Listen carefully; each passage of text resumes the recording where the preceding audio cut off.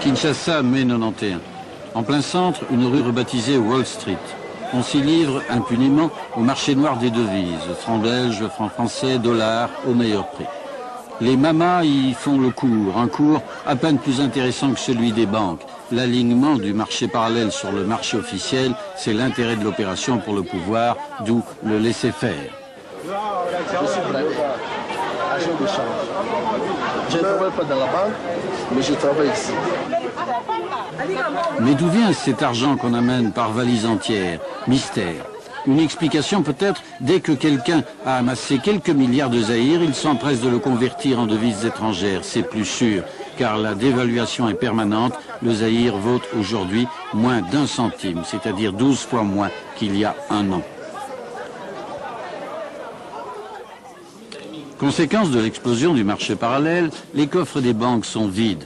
La semaine dernière, les clients ne pouvaient retirer de leur propre compte que 250 000 zaïrs, moins de 2500 francs belges. Parfois pourtant, l'argent rentre. C'est le produit de Bindo Promotion, la grande farce qui hante les Quinois. Monsieur Bindo, 35 ans, a redécouvert le jeu de l'avion. Mais ici, tout le monde gagne et la mise est multipliée par 8. Le tam-tam a marché. Tout le monde a voulu devenir millionnaire, mais sans risque. Au début, le nombre de joueurs se multipliait comme des petits pains. Pas de problème de paiement. Aujourd'hui, il y a saturation. On ne peut multiplier à l'infini le nombre des souscripteurs. Résultat, les délais de paiement sont passés de 8 à 60 jours et on ne paye plus qu'au compte-gouttes dans les stades, par mesure de sécurité. Au stade du 20 mai, ce jour-là, ceux qui sont arrivés à 6 heures du matin ont accès à la pelouse. Les autres sont parqués sur les gradins. Sur les visages, l'inquiétude. Certains ont vendu tous leurs biens pour souscrire. Vont-ils tout perdre? Les policiers, eux, sont relax. Ils savent que si l'argent arrive, ils seront servis les premiers, sous les gradins, à l'abri des regards. 17 heures, l'argent est arrivé, enfin. Chacun essaye de se placer. D'abord dans la sérénité. C'est la surprise aussi. On va enfin toucher. Mais le calme, mais pas pour longtemps, car on a vite compris qu'il n'y en aura pas pour tout le monde.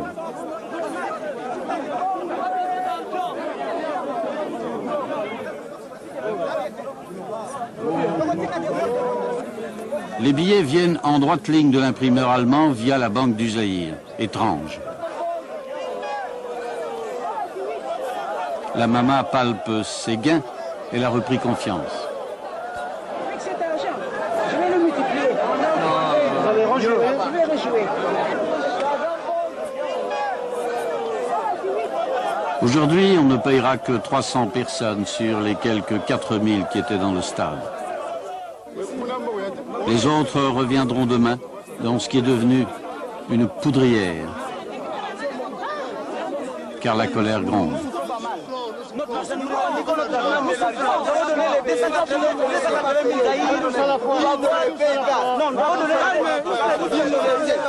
On a pris des engagements par-ci, par-là qu'on doit honorer. Bon, maintenant, on n'est pas en mesure de faire cela. Bon, on a tant de problèmes dans nos têtes. Bon. Et qu'est-ce qu'ils font les dirigeants de ces pays? Qu'est-ce qu'ils font? Ils ont donné un voleur l'occasion de voler l'argent et on le laisse tranquille. Et on amène des militaires, je ne sais pas, des gardes civiles pour taper les gens, maltraiter les gens. Et ce sont les gardes civiles qui emmagasinent beaucoup. Regardez le même des récits par-ci, par-là, ils demandent des 10%. M. Bindo a été reçu à plusieurs reprises par le président Mobutu, dont un des fils vient d'ouvrir une officine du même genre. Étrange encore. Nous pensons que ça vient du pouvoir.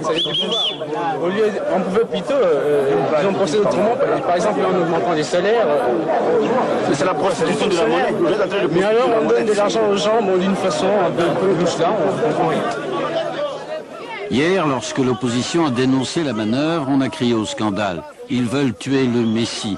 Aujourd'hui, le Messie est devenu valeur. Et dans les campus, lorsqu'on paye enfin, les étudiants affirment que le pouvoir ne fait que leur rendre ce qu'il leur a pris.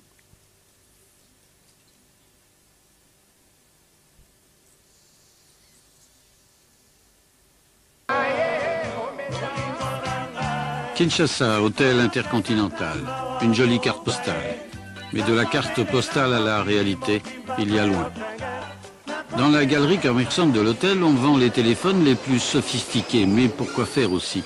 La semaine dernière, seules les lignes intérieures de l'hôtel fonctionnaient. Réussir à atteindre l'étranger tient du miracle. Et même en ville, 3 jours sur 5, le téléphone répond aux abonnés absents. Découverte au hasard d'une visite dans un bureau du centre. Mais on répare, enfin. On tente de réparer. Car avouez, une chatte n'y retrouverait pas ses jeunes. Le service public est mort, affirme M. Miko dans une interview au très sérieux magazine Finance. Au départ, M. Miko, zaïrois, patron de Télécel à 60%, vendait du matériel informatique. Le développement de l'informatique sans les télécommunications n'était pas possible. C'est ainsi qu'il a envisagé, dans le cadre de l'expansion des activités de l'informatique, d'essayer d'avoir un réseau privé fiable, étant donné que le réseau public présentait un certain nombre de difficultés. Mais dans les essais, il s'est avéré que ce réseau pouvait servir un peu plus de monde que prévu. C'est ainsi que petit à petit est née l'idée de créer une société de télécommunications privée. Aujourd'hui, le téléphone cellulaire, standard américain, est devenu un outil indispensable, même au comble, pour les ministres et les PDG des secteurs publics. Télécel a son bottin, son réseau intérieur, relié en outre à celui de la régie, à condition que la régie réponde, évidemment. La société a ses propres centrales ultramodernes, installées au sommet de 3 buildings de Kinshasa, et demain, grâce à Télécel, la capitale sera reliée par satellite à Lubumbashi et Goma, puis à tous les grands centres du Zaïre. Le privé supplée aussi aux carences de la Poste. M. Ya Moutoualé vient de créer une agence de distribution du courrier. Il couvre Kinshasa, le Zaïre et l'étranger, non sans difficulté d'ailleurs, car un autre parastatal, Air Zaïre, ne cesse d'augmenter ses prix. Donc dès demain, 60% de transport aérien. Bon, ça va commencer lundi 6. Sur toute destination, bien Europe. C'est les tarifs intérieurs. Mais les gens ne vont plus se promener. Heureusement, il existe déjà plusieurs compagnies aériennes privées. Et là, on ne réquisitionne pas les avions réguliers pour transporter l'équipe nationale de football. Autre gros point noir des services publics, les transports, les routes, la voirie. Transport public nettement insuffisant et délabré. La semaine dernière, on avait recouvert les toits des bus de savon noir pour éviter ceci. Les transports privés sont légion de vieilles camionnettes dont les compteurs sont fatigués de compter. Monsieur, qui vous a permis de filmer comme ça? Non. Pas chez nous. À Kin, il faut le rappeler, c'est le problème des transports en commun qui est à la base de tous les incidents des derniers mois, surtout avec les étudiants qui exacerbaient, lapident régulièrement les véhicules, ce qui n'arrange rien. Quant aux routes, il n'est quasiment plus possible aujourd'hui de circuler à l'intérieur du pays. Pour l'économie, c'est un désastre. Exemple, ce négociant du Kivu qui devait vivre de l'exportation de son café.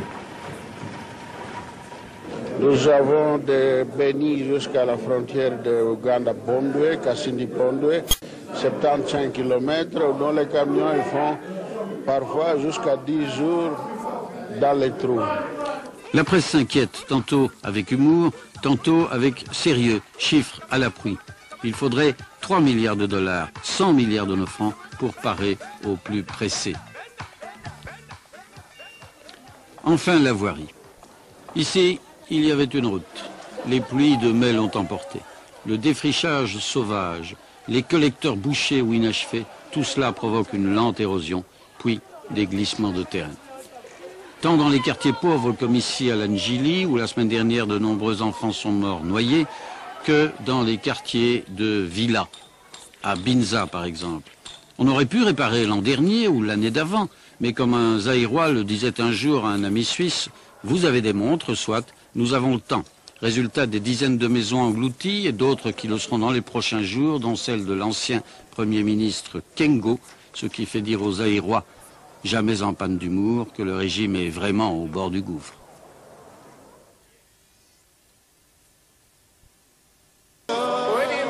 La dévaluation permanente de la monnaie zaïroise, la paralysie des transports à l'intérieur du pays, la désorganisation totale du marché, tout cela fait que le coût de la vie grimpe de manière effarante.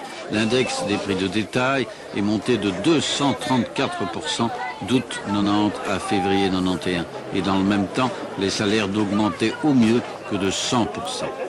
Mis à part les légumes et les fruits, la plupart des produits alimentaires sont importés. Un comble lorsqu'on sait que ce pays peut tout produire sur place.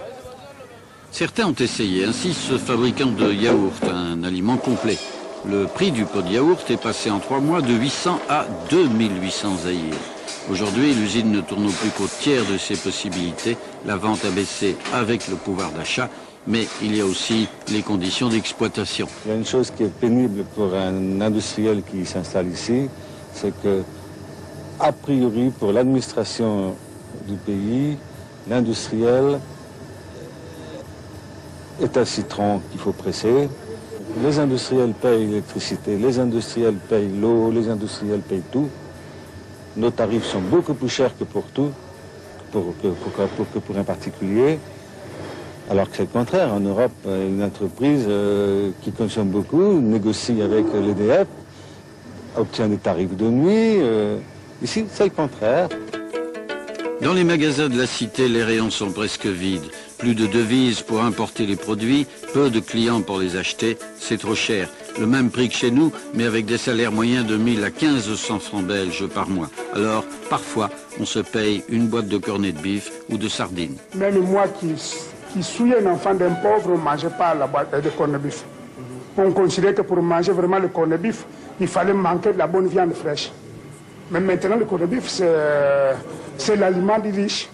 Même les brasseries qui ont toujours fait le plein de clients au Zaïre tournent au ralenti. Moins de 30% de ventes pour le premier trimestre 91 comparé au premier trimestre 90. Moins de 50% de ventes pour les aliments de base tels que le poisson, la volaille, la margarine, le thé. Un organisme officiel américain, l'USAID, affirme que la population souffre de malnutrition. Le seuil quotidien indispensable de calories et de protéines n'est pas atteint. Rencontre avec une famille dans la cité. Le père, 61 ans, ne parle que lingala. Il est ouvrier dans un parastatal. Son salaire, 1200 francs belges par mois, plus les soins de santé pour la famille. Ici, on vit à l'extérieur. La maison est réservée aux chambres. L'électricité coûte 400 francs par mois. L'eau en coûte 450. La mère cultive un lopin de terre et les enfants se livrent au petit commerce. On mange une fois par jour, le soir. Je mange une fois par jour. Une fois par jour? Une fois par jour. Pas le matin? Pas le matin. Les matins, ça dépasse. Si j'ai de l'argent moi-même, là, ça ne cuit pas du papa ou de la maman. Si moi-même j'ai de l'argent, il y a quelqu'un qui m'a donné de l'argent, bon, je peux acheter ma-même pain, faire du thé. Et le midi? Le midi, ah non. Il faut attendre jusqu'à 17h ou 16h ou 18h pour manger. Et le soir, tu manges de la viande? Ah non, ça dépend. Ça dépend. C'est rare? Mais la viande, c'est rarement. Qu'est-ce que vous mangez le soir? Alors quand il n'y a ni poisson ni viande, qu'est-ce que vous mangez? Bon là, si je peux manger des légumes secs, on prépare ça comme ça. Si nous n'avons pas eu de l'argent pour acheter du poisson ou de la viande, on mange, on prépare des légumes comme ça, même faire des maniocs, on met de l'huile et on peut manger. Il t'arrive d'avoir faim? Oui.